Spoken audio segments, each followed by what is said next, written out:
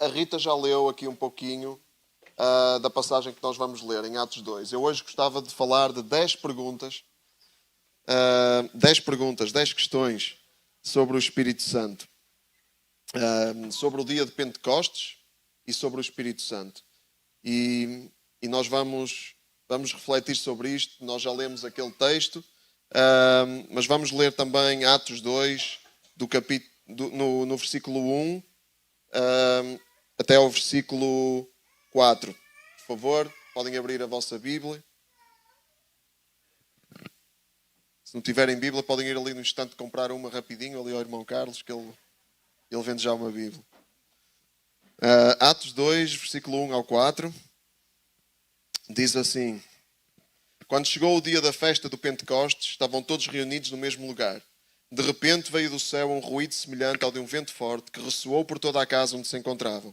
Foram então vistas por eles umas línguas como de fogo, que se espalharam e desceram sobre cada um deles. Todos ficaram cheios do Espírito Santo e começaram a falar noutras línguas, conforme o Espírito Santo lhes concedia que falassem. Vamos ler mais um pouquinho. Encontravam-se em Jerusalém, nessa altura, judeus devotos, vindos de todas as nações do mundo. Quando se ouviu aquele ruído, juntou-se muita gente e ficaram todos admirados, porque cada um deles os ouvia falar na sua própria língua. A multidão ficou deveras maravilhada e diziam uns aos outros: Estes homens que estão a falar não são todos da Galileia? Como é que cada um de nós os ouve na nossa própria língua?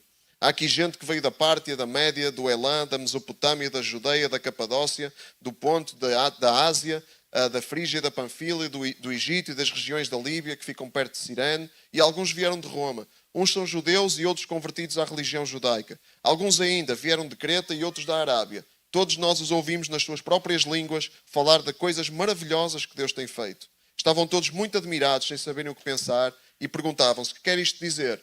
Mas outros diziam a fazer troça: eles estão, mas bêbados. Bem, até aqui nós falamos da festa de Pentecostes. Em primeiro lugar, o que é que significa Pentecostes? Esta é a primeira questão, não é? O que significa esta palavra? Esta é uma palavra que vem do grego, que significa 50º. Era o 50º dia para os judeus, o 50º dia depois deles terem saído do Egito.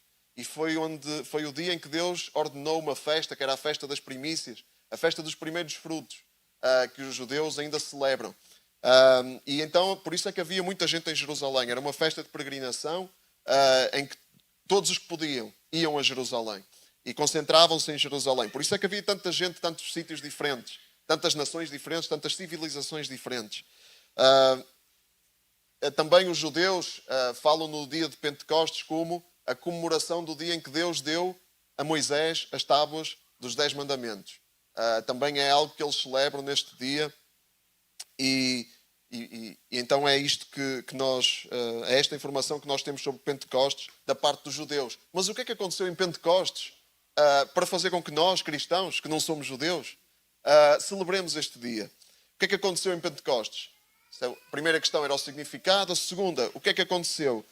Nós já lemos, veio do céu um ruído semelhante ao de um vento forte, que ressoou por toda a casa. Foram vistas por eles umas línguas de fogo que se espalharam e desceram sobre cada um deles. Começaram a falar noutras línguas. As pessoas que os ouviam, que não falavam a língua deles, ouviam-nos falar na sua própria língua.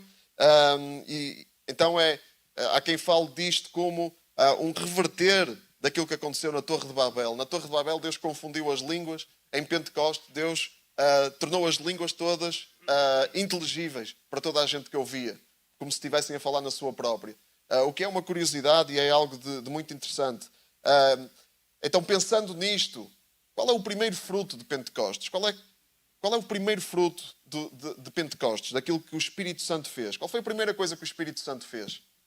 Foi fazer com que todos falassem a mesma língua. Não é? O Espírito Santo manifestou-se assim. E isso sugere-nos o quê? O que é que isso nos faz pensar? Faz-nos pensar em unidade. O Espírito Santo trouxe unidade. Né? Todas aquelas pessoas começaram a falar na mesma língua.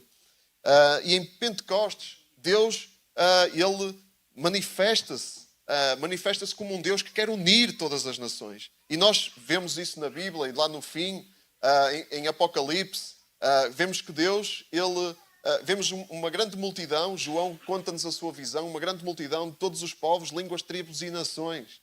né? Que é o propósito de Deus que todos se unam, mas se unam não é com critério de nacionalidade, não é com critério de sexo, não é com critério nenhum a não ser. Qual é o critério de unidade dos cristãos?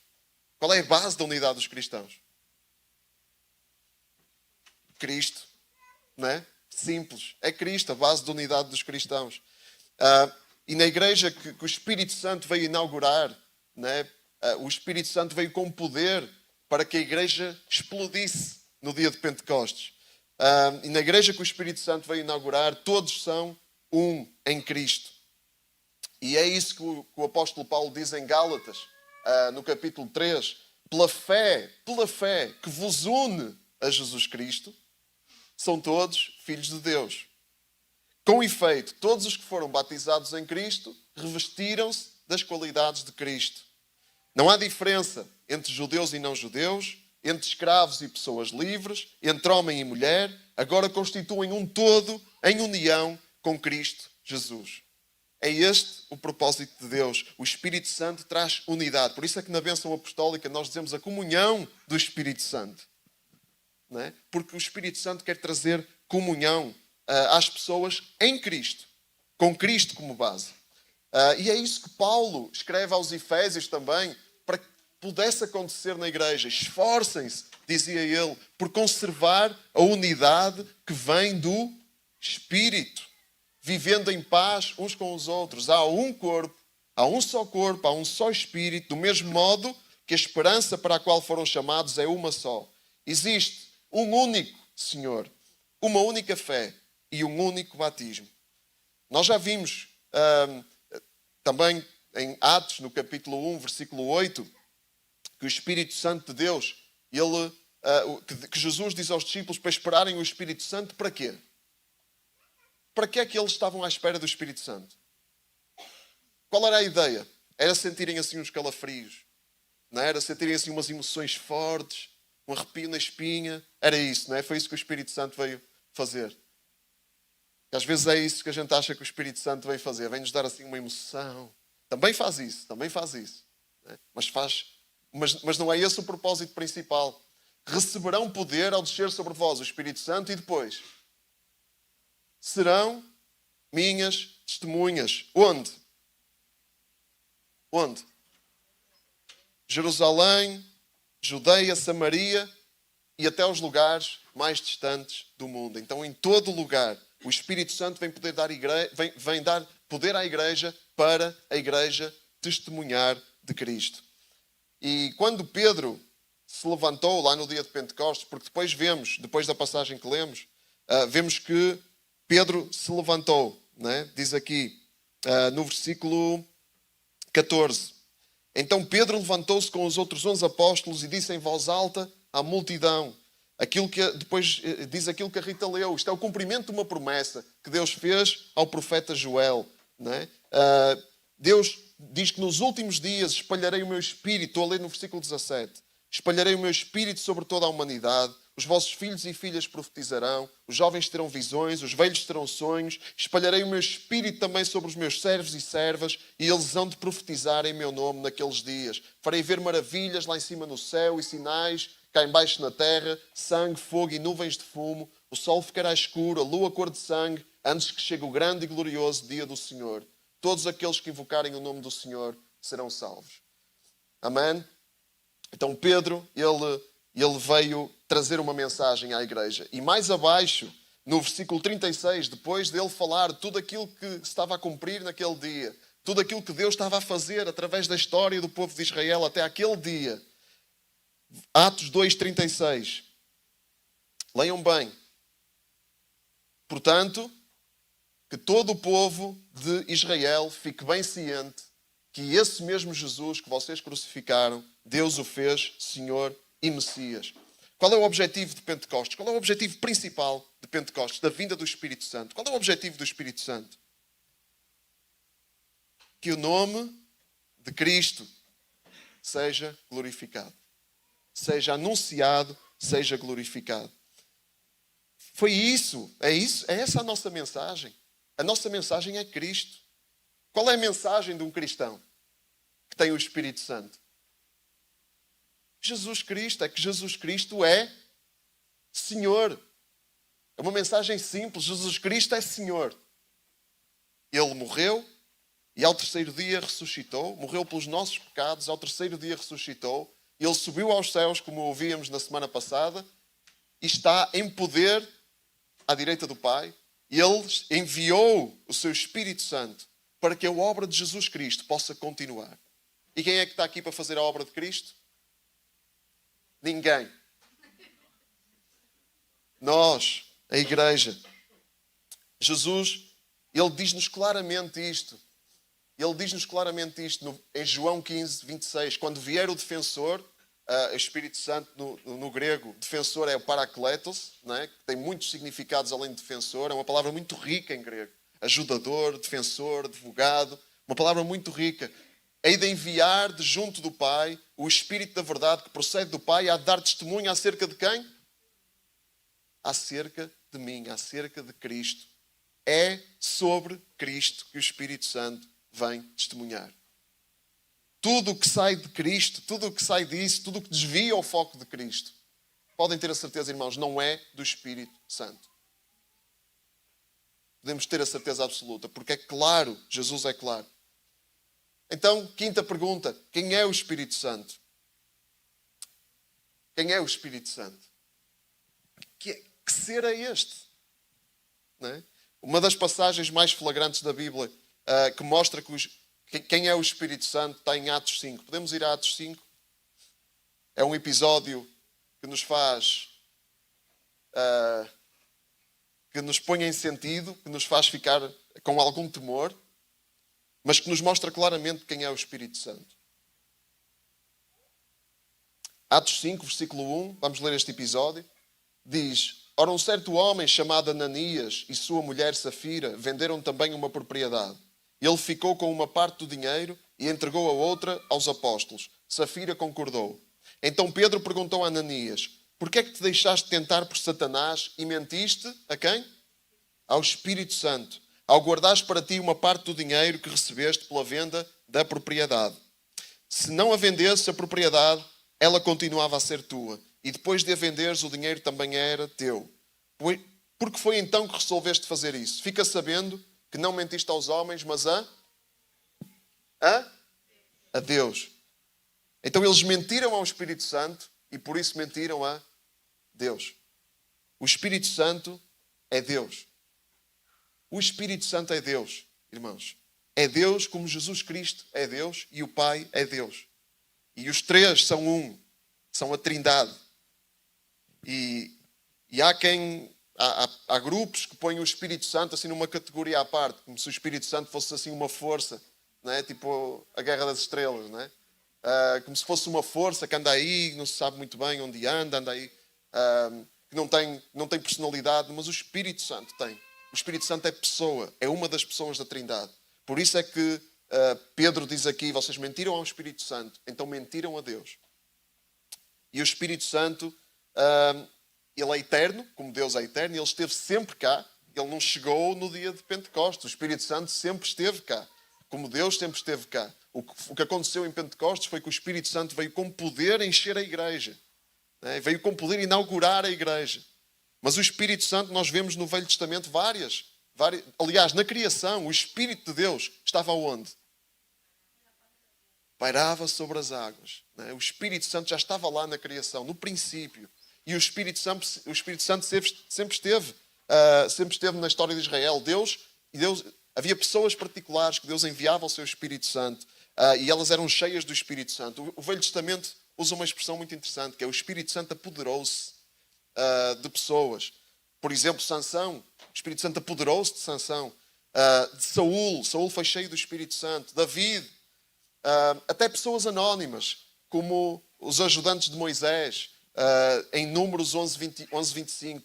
Não vamos ler, mas apontem Números 11:25. É uma passagem muito interessante, que Deus envia o seu Espírito Santo para pessoas específicas.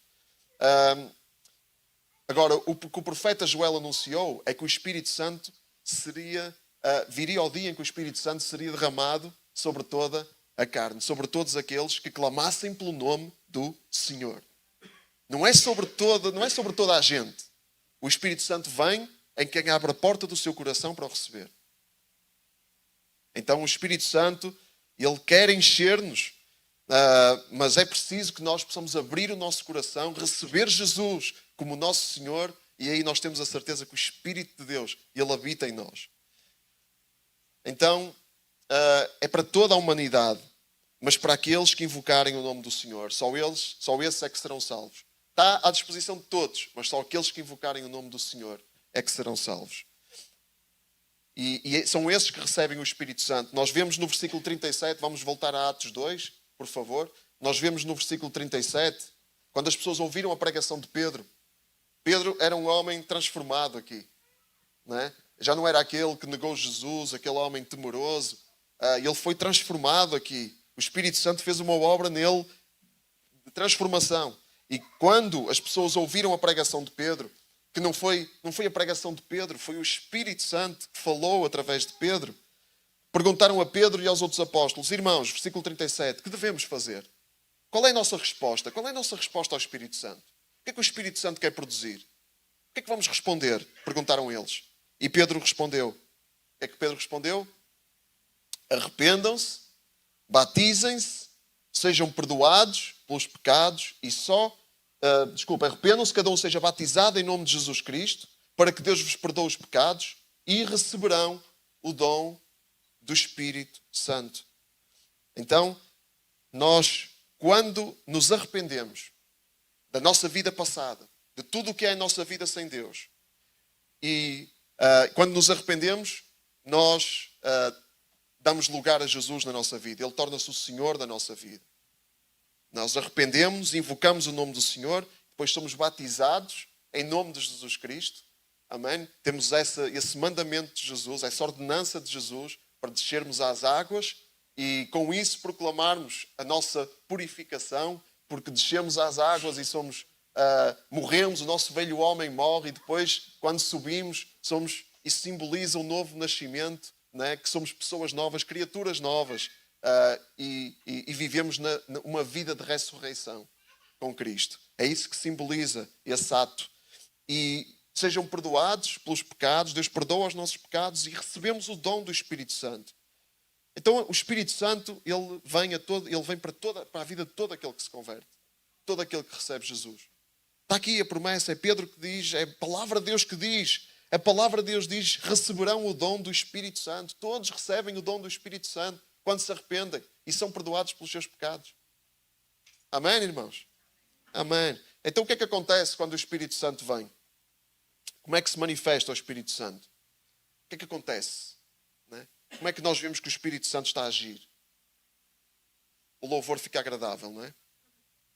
Quando o Espírito Santo vem, o louvor fica agradável, ou tem que haver aquelas teclas por trás, não é? Não. Acontece o quê, irmãos? Acontece o quê quando o Espírito Santo vem? Podem acontecer coisas de todo o tipo. Né? Podem acontecer coisas sobrenaturais. Deus pode se manifestar. Deus faz milagres. O Espírito Santo distribui dons. E nós vemos isso nas cartas de Paulo. Na carta aos Coríntios. O Espírito Santo vem distribuir os seus dons. Dom de profecia, dom de línguas, dom de curar. O Espírito Santo vem distribuir os seus dons na igreja. Então muita coisa acontece. Mas há uma coisa que nunca pode deixar de acontecer. Nunca pode deixar de acontecer. É um estilo de vida transformado. É o caráter transformado. É uma pessoa que deixa de ser aquilo que era para passar a ser algo novo. Isso é algo que nunca pode deixar de acontecer. E quando isso não acontece, nós podemos ter a certeza que o Espírito Santo não está a agir. Ainda que haja milagres, irmãos. Ainda que haja coisas sobrenaturais. Porque não é só Deus que faz milagres. Há coisas sobrenaturais que não são operadas por Deus. Porque não é só Deus que age no mundo sobrenatural. O diabo também age no mundo sobrenatural. Irmãos, há coisas que acontecem sobrenaturais e que não é Deus a operar. O ocultismo, há pessoas que vão à bruxa e acontecem coisas sobrenaturais na vida delas. E podem ter a certeza que não é o Espírito Santo que está a produzir isso. Então, cuidado. Né? Não é isso que nos diz que o Espírito Santo está a agir. São vidas transformadas. São os frutos do Espírito. E esse estilo de vida esse novo estilo de vida, essa nova vida, nós temos-la descrita depois nos últimos versículos do capítulo 2 de Atos. É uma nova vida. Ora vejam aí, 2:41, capítulo 2, versículo 41, diz que muitos aceitaram as palavras de Pedro e foram batizados. Só naquele dia juntaram-se aos crentes cerca de 3.000 pessoas. Para já a igreja explode assim. Estava a ouvir alguém dizer esta semana, 3.000 pessoas. Imaginem uma igreja a começar com 3.000 pessoas. Não é? Parece muito bom, mas quem tinha que organizar aquilo... Mas o Espírito Santo estava a agir, a igreja estava-se a formar e Deus estava no controle. Amém? E depois nós vemos a vida, em algumas Bíblias tem assim um título. Esse título não é do texto inspirado, não é do texto da palavra de Deus, mas tem assim um título, Vida dos Primeiros Crentes. Como é que era a vida? Não é? Quando o Espírito Santo vem, existe arrependimento, existe conversão, perdão dos pecados, recebem o dom do Espírito Santo e depois o que é que acontece? Como é que é a vida depois disso? Depois vemos esta imagem incrível do versículo 42 ao 47. Todos participavam fielmente nos ensinos dos apóstolos, na união fraterna, no partir do pão e nas orações.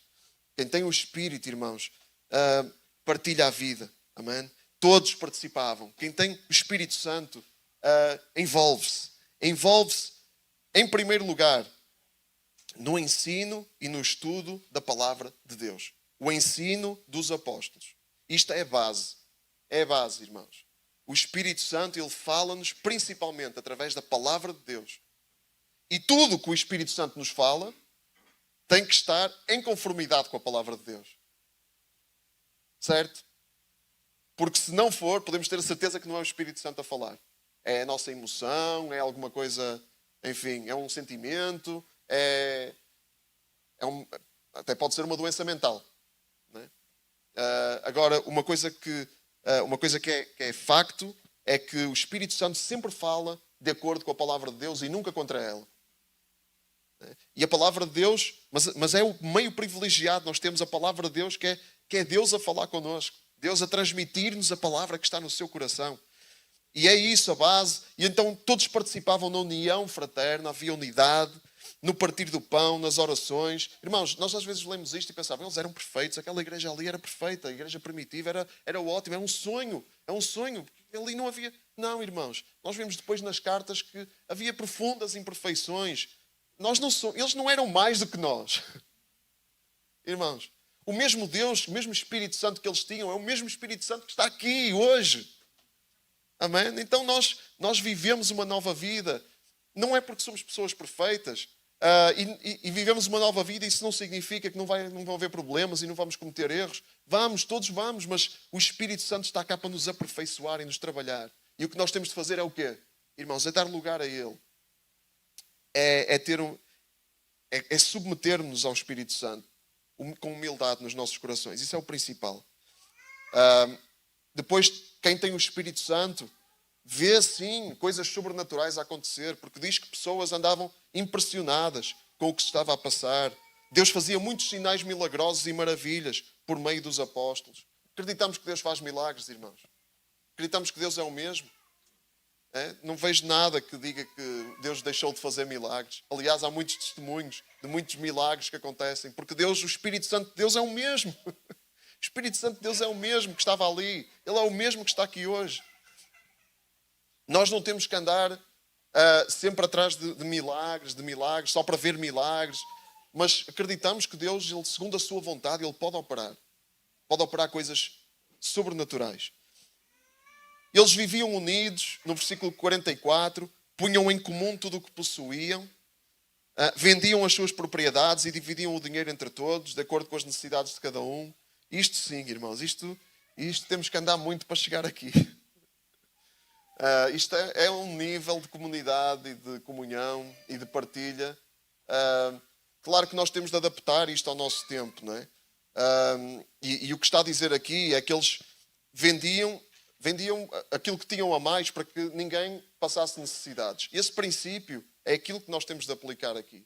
Irmãos, se eu tenho 3 televisões em casa e sei que há um irmão que não tem nenhuma, não é? O princípio é o quê? Eu vou partilhar. né, o que eu tenho a mais para que outros que não têm possam ter. E assim ninguém passe necessidades. E é isso que o apóstolo Paulo também ensina depois nas suas cartas. Na carta aos Coríntios, eu creio que é no versículo 8 e 9, ele fala disso. Né? Todos aqueles versículos que nós conhecemos muito das ofertas.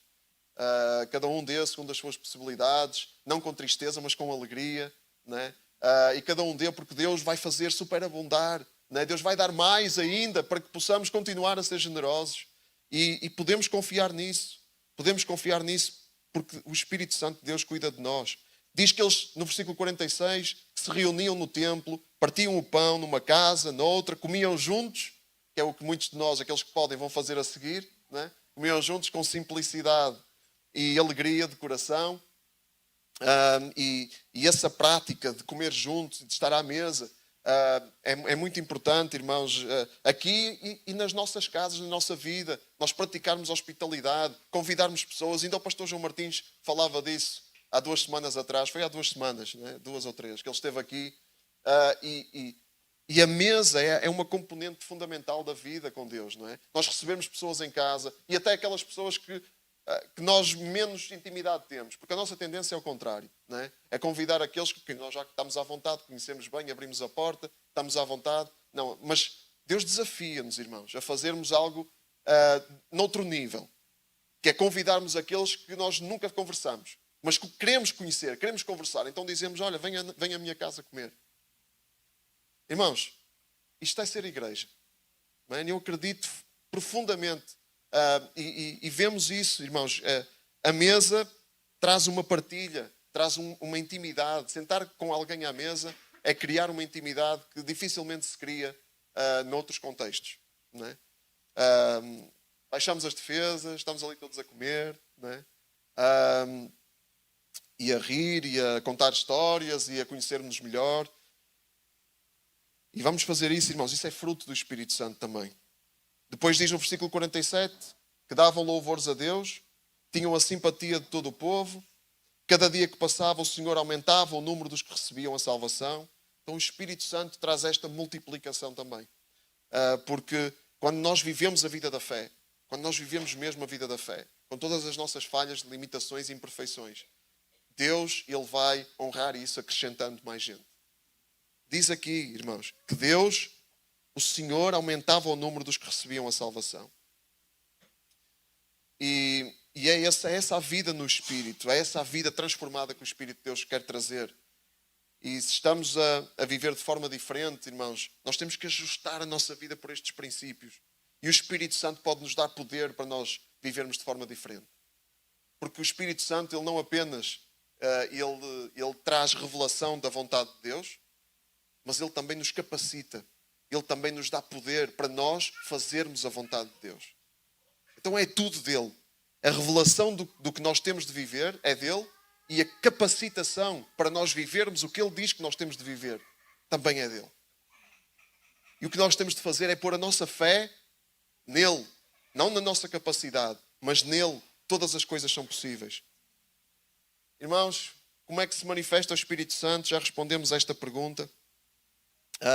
O Espírito Santo traz coisas muito boas que enchem o nosso coração, né? E nos frutos do Espírito, em Gálatas 5:22, nós vemos isso, não é? O Espírito, pelo contrário, ao contrário das obras da carne, produz o quê? Amor, alegria, paz, bondade, amabilidade, temperança, mansidão. Há coisas aí que nos fazem sentir muito bem. O amor, né? A alegria, isso é ótimo para nós. Né?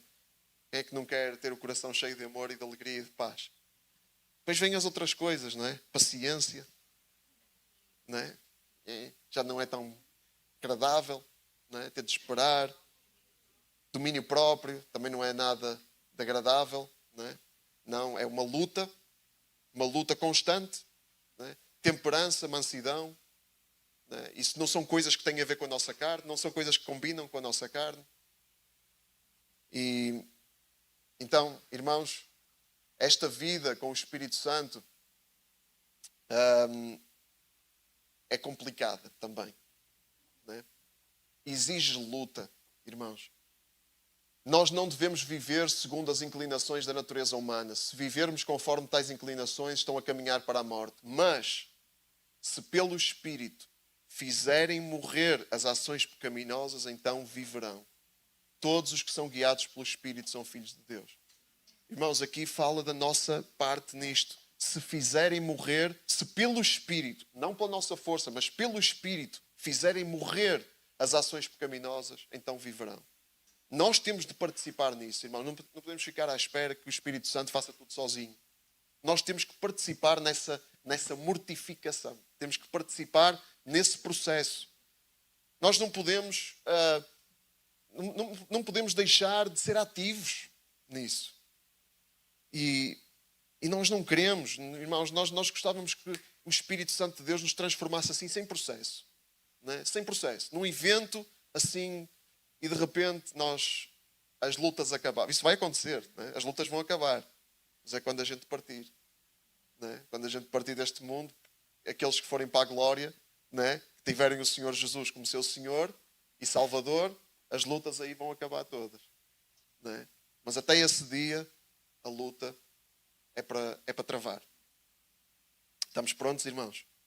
E o Espírito Santo está cá para nos ajudar. Ele é o nosso ajudador. O nosso defensor. Ele está cá para nos revelar qual é a vontade de Deus e para nos dar poder para nós fazermos essa vontade. Então, irmãos, o que é ser pentecostal? Irmãos, todos nós temos que ser pentecostais. Ou seja, todos nós temos que viver cheios do Espírito Santo. A Bíblia diz que só há um batismo, irmãos. Há um só batismo. Efésios 4, 5. Quem recebe o Espírito Santo de Deus, quem crê em Jesus como seu Senhor e Salvador, recebe o Espírito de Deus, recebe o dom de Deus. E o batismo é nas águas e é para aqueles que já receberam o Espírito Santo. É que já receberam. Agora, o que acontece, irmãos, é que nós precisamos de ser cheios do Espírito Santo. E quando somos cheios do Espírito Santo, Deus ele faz coisas sobrenaturais em nós e através de nós. Nós precisamos de ser cheios do Espírito. Depois da conversão, vem uma vida de busca por ser cheio do Espírito Santo. Ou devia vir, irmãos, devia vir. Mas a verdade é que muitas vezes nós andamos como se andamos assim numa rotina, não é? Como se fosse, pronto, agora é a vida normal, mas não, nós precisamos de ser cheios do Espírito Santo. Precisamos de ser cheios do Espírito Santo. E todos os que são cheios do Espírito Santo experimentam, têm uma experiência da parte de Deus que não se compara a mais nada. Por isso é que Paulo diz, o que é que ele diz? Não se embebedem, não se embriaguem com vinho, onde há contenda, mas alegrem-se no Espírito Santo. Encham-se do Espírito Santo. Encham-se do Espírito Santo. Não é? Então é isso que nós devemos buscar, ser cheios do Espírito Santo. Nós já temos o Espírito Santo, mas Ele quer fazer mais na nossa vida. Ele quer uma busca. Nós precisamos de buscar mais de Deus. Precisamos de buscar mais do Espírito. Como é que nós podemos ser cheios do Espírito Santo? É esta passagem, né? O autor John Piper, ele explica-nos como é que isto funciona. Diz ele, como é que nós nos embriagamos com o vinho? Como é que uma pessoa se embriaga? Beber muito, não é? Bebe até cair, não é? Nós bebemos em grande quantidade. Então, como é que nós ficamos, entre aspas, embriagados com o Espírito, ou cheios do Espírito? Porque há aqui uma comparação, não é? Paulo, ele diz, não se embebedem, isso aí não é uma boa maneira de ser cheio de coisas boas, não é? A maneira é encherem-se do Espírito de Deus. Como é que nós ficamos embriagados ou cheios do Espírito? Temos de beber do Espírito. Bebam abundantemente. E Jesus disse, se alguém tem sede, venha a mim e beba. Quem crer em mim, como diz a Escritura, do seu interior fluirão rios de água viva. Isto disse ele com respeito ao Espírito. Está em João 7,37. Se alguém tem sede, venha a mim e beba. Quem crer em mim, do seu interior fluirão rios de água viva. Irmãos, nós queremos mais do Espírito de Deus. Nós temos que fazer da nossa vida uma busca. Uma busca. Nós não podemos desejar os efeitos do Espírito de Deus. Não podemos desejar os frutos do Espírito de Deus e depois não fazer nada para que esses frutos se vejam na nossa vida, se manifestem, se demonstrem na nossa vida. Qual é a nossa parte? O que é que nós precisamos de fazer? Não precisamos de fazer grandes coisas, irmãos. Precisamos de buscar o Espírito de Deus. Precisamos de orar. Precisamos de orar para o buscar. Não é orar para cumprir um dever religioso. Não é orar só para dizer, já orei hoje, já cumpri o meu dever, já posso voltar às redes sociais. Não. Nós precisamos de buscar o coração de Deus. Precisamos de ter sede pelo coração de Deus.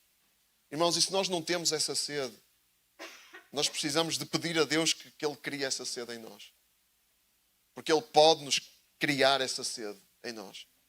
E às vezes sentimos-nos secos, às vezes não sentimos nada, irmãos. Apáticos, não é? Sentimos que olhamos para a vida, é uma rotina. Não sentimos grande alegria, não sentimos grande amor, não sentimos grande paz. Desanimamos com a nossa falta de paciência. Desanimamos com a nossa falta de temperança. Desanimamos com a nossa falta de domínio próprio. Desanimamos com isso e ficamos e entregamos os pontos.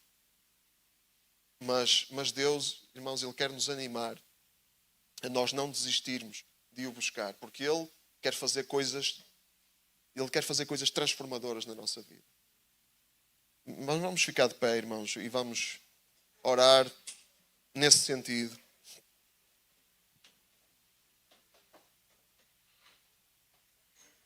Ser cheio do Espírito de Deus, irmãos, é para a nossa vida ser transformada. Para quê? Também isso não é o fim. A nossa vida de ser transformada não é o fim. A nossa vida é transformada para quê? Para nós darmos testemunho de Cristo. Porque é esse o propósito final. É o nome de Jesus Cristo ser glorificado. Isto não é uma coisa de... Isto não é uma ferramenta de autoajuda. Isto não é uma ferramenta de nós sermos pessoas melhores. O Espírito Santo não é uma ferramenta, irmãos. O Espírito Santo é uma pessoa que tem um objetivo, é glorificar Cristo. E a nossa transformação é para que a nossa vida possa refletir mais Cristo. Para todos os que estão à nossa volta. Que Deus nos ajude, irmãos. Que Deus nos dê poder. Olha, no nosso lugar, podemos fechar os nossos olhos. Vamos cada um de nós pensar. Vamos cada um de nós pensar primeiro na sede que temos. Que sede é que nós temos? Que sede é que temos tido? Olha, e se te falta sede, clama a Deus. Em voz alta, em voz baixa, no teu coração, clama a Deus. Se te falta sede, diz Deus, dá-me sede de ti. Deus, não me deixes descansar sem ti, sem a tua presença. Não me deixes sentir-me bem sem a tua presença, Senhor. Pai, não me deixes encher a minha vida com coisas que não me transformam, só criam apatia em mim, só criam mornidão em mim, só me anestesiam. No nosso lugar, vamos fazer essa oração. Se nos falta sede, vamos clamar para que Deus crie sede dEle, que Ele tire todas as ilusões da nossa vida, que podemos satisfazer a nossa sede com outras coisas. Essa é a nossa primeira oração, Deus. Enche-nos de sede de Ti, Pai. Dá-nos sede, dá-nos um coração que arde por Ti, Senhor. Deus, tira todas as anestesias, Senhor, da tecnologia, das redes sociais, Pai, do entretenimento. Pai, tira-nos as anestesias, as camuflagens, aquilo que que imita. Ajuda-nos a ser equilibrados no consumo dessas coisas, Senhor. Para não andarmos anestesiados, Deus. E a sermos enganados e iludidos que essas coisas nos preenchem. E depois perdemos, Senhor, perdemos a plenitude do Espírito Santo. Senhor, e a nossa segunda oração, Pai. Deus, é que nos transformes, Senhor. Dá-nos sede para nós clamarmos, para que o Espírito Santo nos encha, para que nós possamos ser transformados no nosso caráter, Senhor. Possamos ser transformados, Senhor, na nossa forma de ver a vida, na nossa forma de ver as coisas, nos nossos objetivos, nas nossas prioridades, Senhor. Transforma-nos, Senhor. No nosso lugar vamos clamar, irmãos. Deus, transforma-me. Transforma-me. Transforma-me para que eu seja mais parecido com Cristo.